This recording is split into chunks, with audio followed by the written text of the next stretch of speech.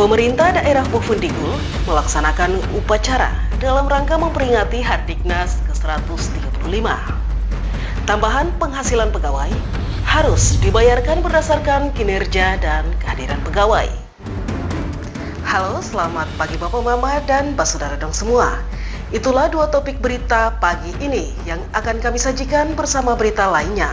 Edisi hari ini, Jumat 3 Mei 2024. Bersama saya Ramana Agnesia Bermase, inilah Infodigul selengkapnya.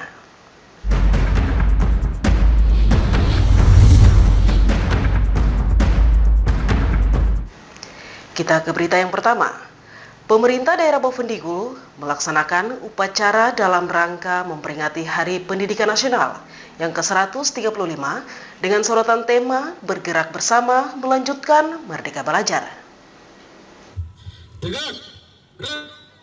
Upacara memperingati Hari Pendidikan Nasional dihadiri perwakilan pelajar dari tingkat sekolah dasar, SMP, dan SMA, perwakilan organisasi, serta perwakilan aparatur sipil negara di lingkungan pemerintah Kabupaten Bovendigul.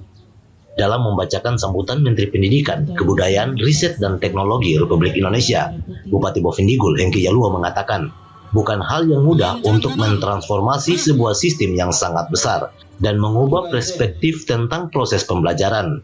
Pada awal perjalanan, disadari bahwa membuat perubahan butuh perjuangan untuk menyertai setiap langkah menuju perbaikan dan kemajuan.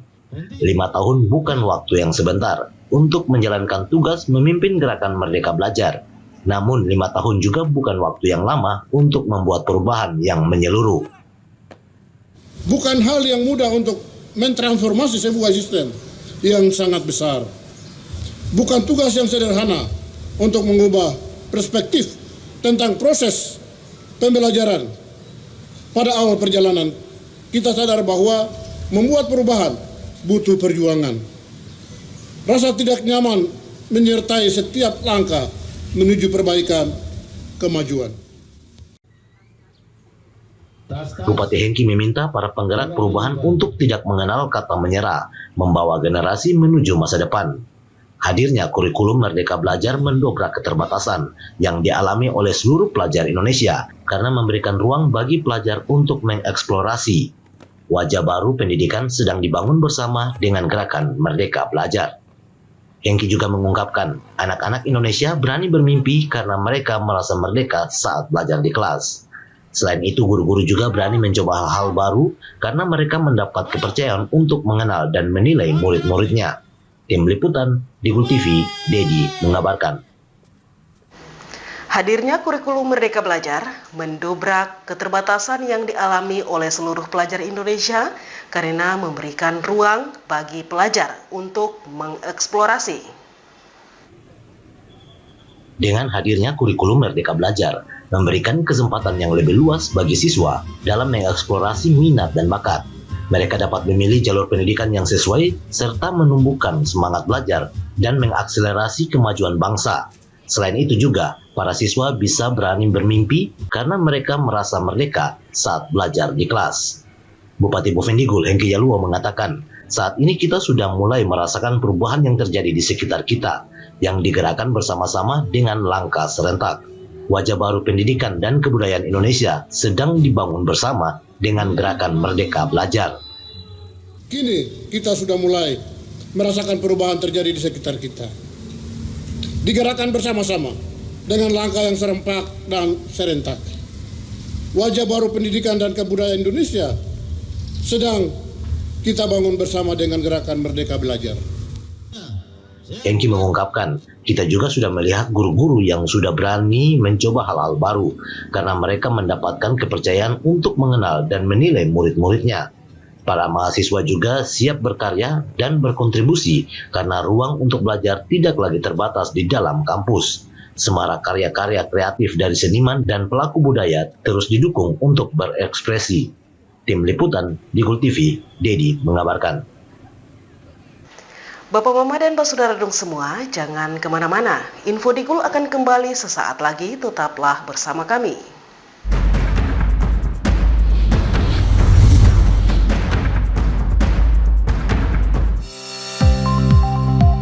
Saya Hengki Yalua Esos, MAP, Bupati Bovendigul mendukung dengan penuh pelaksanaan pendataan potensi desa tahun 2024 di Kabupaten Bovendigul pada tanggal 2 sampai 31 Mei 2024. Saya mengimbau kepada seluruh kepala OPD, kepala distrik, dan kepala kampung untuk ikut aktif terlibat dalam memberikan data yang benar dan faktual. Terima kasih, Tuhan memberkati. Ini bapak, ini ibu. Dulu katanya hubungan mereka itu sulit. Kalau kangen, ribet. Harus tulis surat, ngabisin kertas. Mesti jadi sultan kalau mau telepon gebetan. Mau nanya kabar, harus pakai atraksi. Kalau sekarang, semua serba digital. Apa aja digital. Surat-suratan, non-stop chattingan, telepon gebetan, internet jadi andalan. Sekarang, kita makin terkoneksi dengan pembangunan infrastruktur digital yang lebih merata. Kominfo mewujudkan transformasi digital di Indonesia. Membuat Indonesia terkoneksi, makin digital, makin maju. Lain dulu, lain sekarang, kini terkoneksi.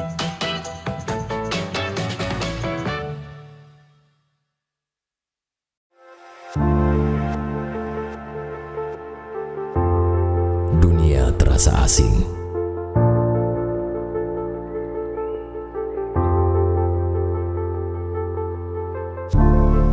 Karena makna yang hilang. Manusia dengan topeng dipertontonkan. Berjalan dengan arogan. Hanya untuk menutupi kekurangan.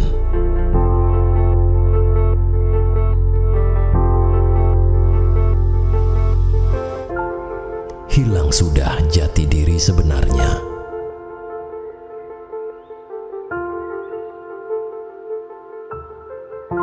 Jujurlah, walaupun menyakitkan.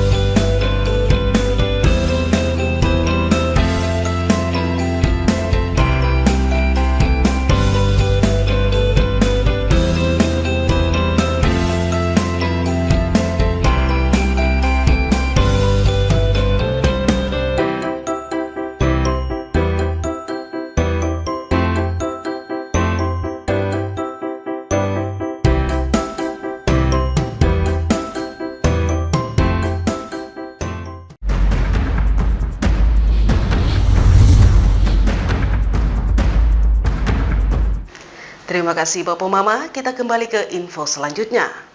Melalui momentum Hari Pendidikan Nasional, Wakil Ketua 1 Dewan Perwakilan Rakyat Daerah, Basri Muhammadiyah berharap peningkatan kualitas pendidikan di Kabupaten Bovendigul bisa lebih baik.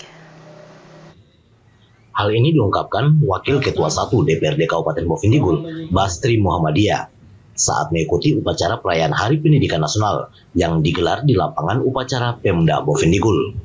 Basri mengatakan, semoga dengan Hardiknas ini membawa hal-hal yang positif, terutama di bidang pendidikan untuk meningkatkan mutu pendidikan dari para siswa serta tenaga pendidik, agar bisa memberikan pendidikan yang baik.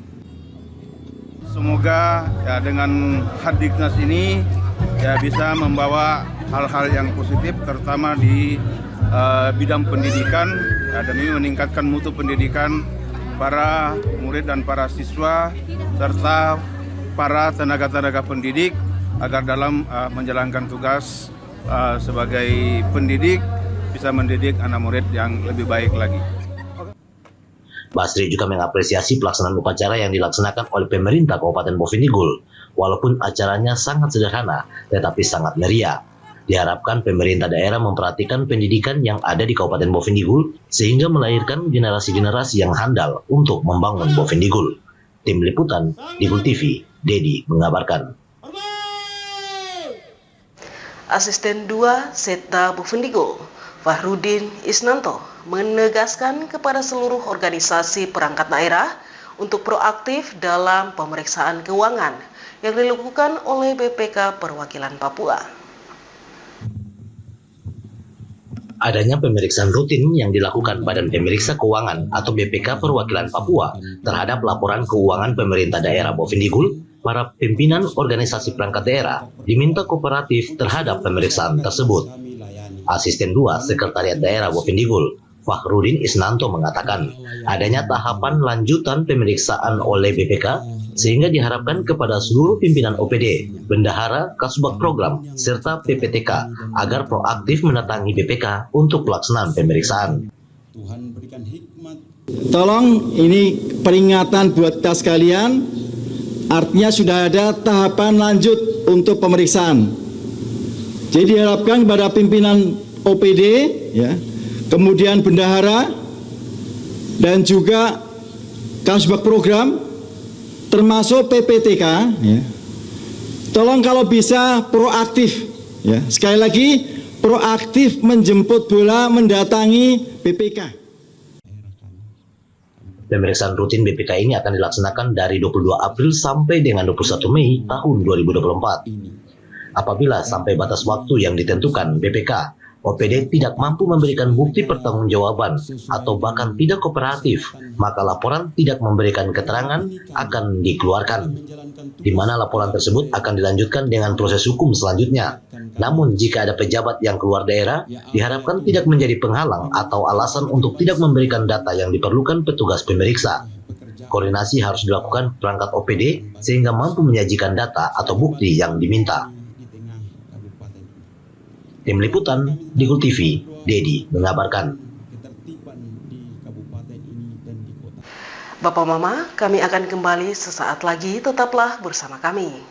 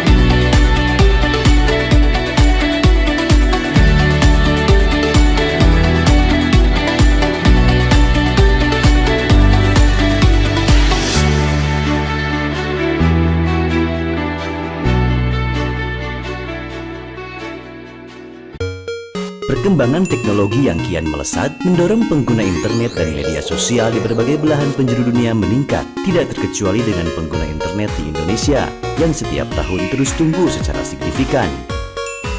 Keberadaan internet, terutama media sosial, telah memberikan banyak kemudahan dalam mendapatkan akses informasi, komunikasi, dan hiburan. Namun, selain manfaat positif, kehadiran internet pun turut mengundang berbagai kemungkinan masalah. Agar terhindar dari penyalahgunaan media sosial, mari kita belajar cara menggunakan media sosial secara bijak. Pertama, tidak sembarangan membagikan data pribadi di media sosial. Pengguna internet mesti mengetahui informasi mana yang bisa menjadi sumber masalah dan dimanfaatkan oleh pihak tidak bertanggung jawab untuk hal-hal yang tidak baik. Jadi, sebisa mungkin hindari membagikan informasi pribadi seperti alamat rumah, kantor, atau detail dan jadwal kehidupan sehari-hari. Kedua, berhati-hati membagikan konten.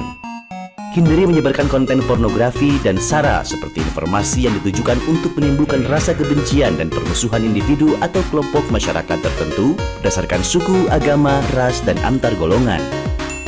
Ketiga, berhenti membagikan berita yang tidak jelas sumbernya.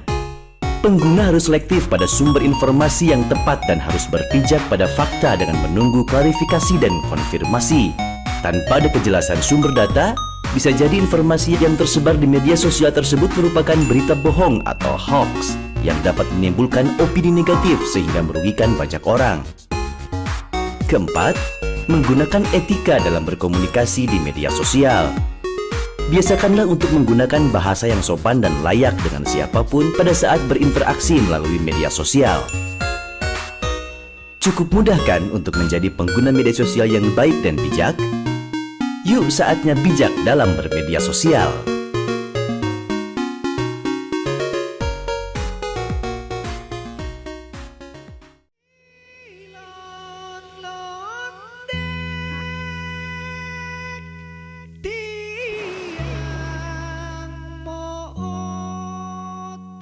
Aku tidak takut bermimpi.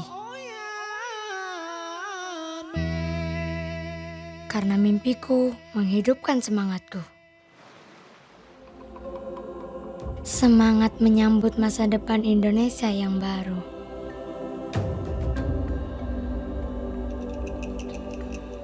Dengan kekayaan alam yang terawat dengan baik.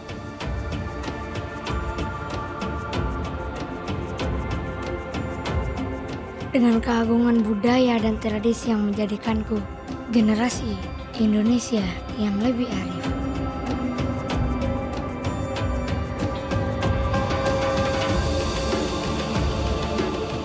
Dengan keragaman potensi kehidupan untuk menyalakan kreativitas. Menjanjikan kehidupan yang lebih baik.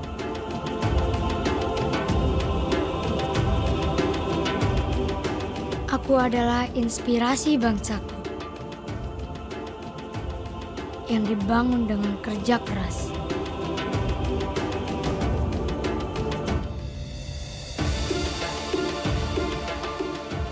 Mengedepankan teknologi terbaik tanpa meninggalkan kearifan alam dan budaya.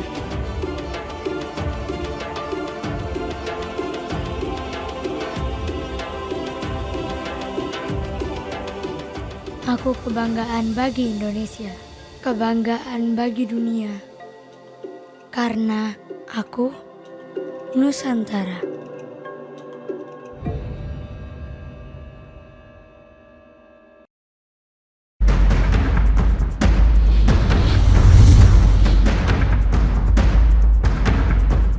Terima kasih Anda masih tetap bersama kami. Kepala Inspektorat Kabupaten Bovendigul, Wahyu Diana, menegaskan, tambahan penghasilan pegawai atau TPP harus dibayarkan berdasarkan kinerja dan kehadiran pegawai. Polemik tambahan penghasilan pegawai di jajaran pemerintah Kabupaten Bovendigul menjadi permasalahan yang harus diselesaikan dengan baik. Dikarenakan masih banyak aparatur sipil negara yang mangkir kerja tetapi menerima tambahan penghasilan tanpa adanya potongan. Hal ini sangat disayangkan Kepala Badan Inspektorat Bovendigul Wahyu Diana. Menurutnya, ASN yang tidak masuk kantor, tambahan penghasilannya harus dipotong.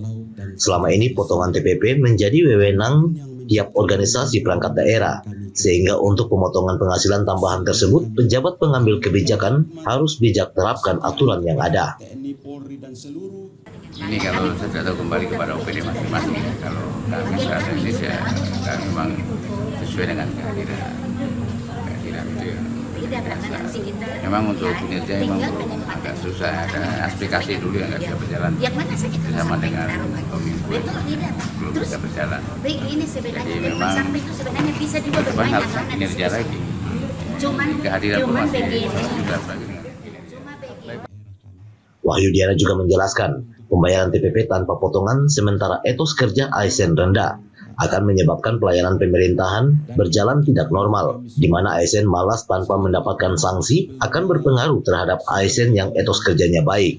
Untuk menerapkan pembayaran TPP berdasarkan kinerja, diakui Wahyu Diana mengalami kendala, terutama dalam pengisian bukti kinerja di aplikasi. Namun setidaknya tingkat kehadiran menjadi salah satu tolak ukur yang dapat diterapkan dalam pemberian besaran tambahan penghasilan pegawai. Tim Liputan, Digul TV, Dedi mengabarkan. Selain membuka kebun rica, salah satu pemuda kreatif Bovendigul menjadikan lahan kebunnya sebagai tempat wisata yang dinamakan Alam Mandiri. Tempat wisata yang berlokasi di kilometer 9 arah Merauke ini banyak dikunjungi warga kota Tanah Merah saat akhir pekan. Tempat wisata alam mandiri yang didirikan oleh salah satu pemuda kreatif asal Bovendigul ini awalnya merupakan kebun yang dimanfaatkan untuk budidaya tanaman rica. Seiring berjalannya waktu, lantaran strategis dan memiliki telaga alami, menjadi daya tarik tersendiri bagi masyarakat untuk berkunjung ke tempat tersebut. Hal ini membuat pemilik lahan wisata alam mandiri, Danca Alex Wanma, menjadikan kebunnya sebagai tempat rekreasi dengan membuat background atau wahana foto dan tempat-tempat duduk di pinggiran telaga alami.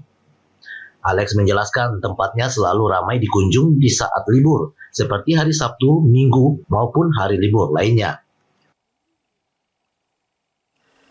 Biasa di sini kalau lagi rame-ramenya tuh hari-hari besar, hari-hari libur. Contohnya seperti tanggal 1 Desember atau 3 hari seperti kemarin Lebaran, nah itu ramai sekali. Kalau hari-hari biasa mungkin hari-hari libur seperti hari Minggu, nah itu juga ramai. Kalau hari-hari biasa seperti Senin sampai Sabtu, nah itu tidak terlalu ramai, mungkin sekitar 5-6 pengunjung lah. Biasanya kalau tarif itu yang dewasa kita kasih 10.000 per orang, kalau anak-anak 5.000. Jadi kalau macam contoh 10 orang per hari ya sekitar 100 ribuan per hari. Kalau hari-hari besar seperti tanggal 1 Desember itu bisa sampai 300-an. Terus Idul Fitri kemarin bisa 200-an. Rencana saya ke depan mungkin mau tambah lagi ke sebelah. Mau sambung lagi ke sebelah untuk kasih besar lagi tuh, tempat mungkin spot-spot foto sama ya seperti Flying Fox apa begitu yang saya ada rencana ke depan. Mungkin perahu-perahu lagi tambah. Alex lanjut menjelaskan, tempat wisata alam mandiri ini dibuat secara swadaya sehingga belum bisa ditata baik, seperti kolam renang maupun wahana bermain anak-anak. Diakui ada banyak masukan dari beberapa pengunjung untuk memperluas lokasi wisata alam tersebut, sehingga dirinya bertekad akan membuka lahan sebelah sekitar telaga jika sudah memiliki cukup modal. Tim Liputan Dikut TV, Herman mengabarkan. Bapak, Mama, dan Pak Saudara Duk semua, dengan berakhirnya informasi terakhir tadi, sekaligus mengakhiri perjumpaan kita dalam Infodikul pagi ini. Terima kasih atas kebersamaan Anda dan terimalah salam persaudaraan kita. Nuk bagen, nuk bagenet, bagenet, nuk bagen. Saya ada karena kamu ada karena saya ada. Saya Roman Agnesya Permase, mewakili seluruh kerabat redaksi yang bertugas, mohon pamit undur diri. Selamat pagi dan sampai jumpa.